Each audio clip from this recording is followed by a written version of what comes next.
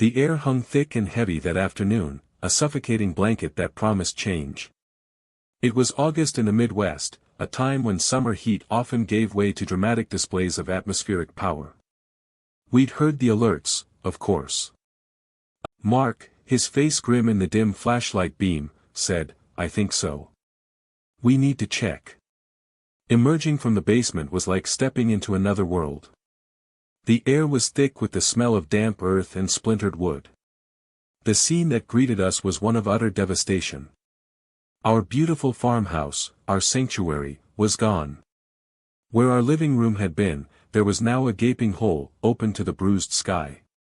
Trees that had stood tall and proud were uprooted, their branches torn and scattered like matchsticks. Our porch was ripped away, leaving an exposed, mangled frame. The wind, it seemed, had not just passed through, it had dissected our home. But the most important thing, the only thing that truly mattered, was that we were alive. We were shaken, terrified, and in shock, but we were all together, and we were physically unharmed. The children, though traumatized, were safe. We stumbled out into what remained of our yard, surveying the damage. It was difficult to comprehend. It looked like a war zone, a landscape of pure destruction. Neighbors, their homes also battered, began to emerge, their faces etched with disbelief and sorrow. The severe thunderstorm watch had been a gross understatement. What we had experienced was a direct hit from what the National Weather Service later confirmed was an EF3 tornado. It had carved a devastating path right through our property, reducing our home to rubble. The days and weeks that followed were a blur of insurance adjusters, FEMA representatives, and endless paperwork. We stayed with family, our lives uprooted, the familiar comforts of home replaced by temporary solutions.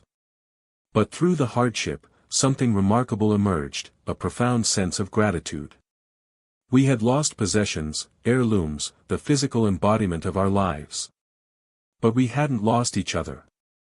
The storm had stripped away everything material, but it had also revealed the strength of our bonds, the resilience of the human spirit.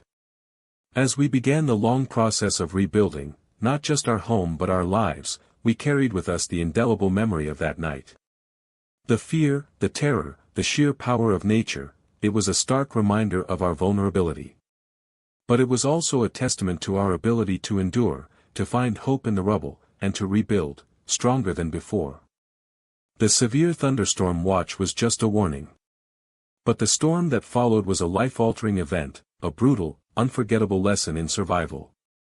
And though the scars remain, so too does the unwavering knowledge that what truly matters, what can never be taken away, is the love and strength we find in each other, even in the face of nature's fiercest wrath. We learned that night that even when everything is destroyed, you can still find a way to rise from the ashes.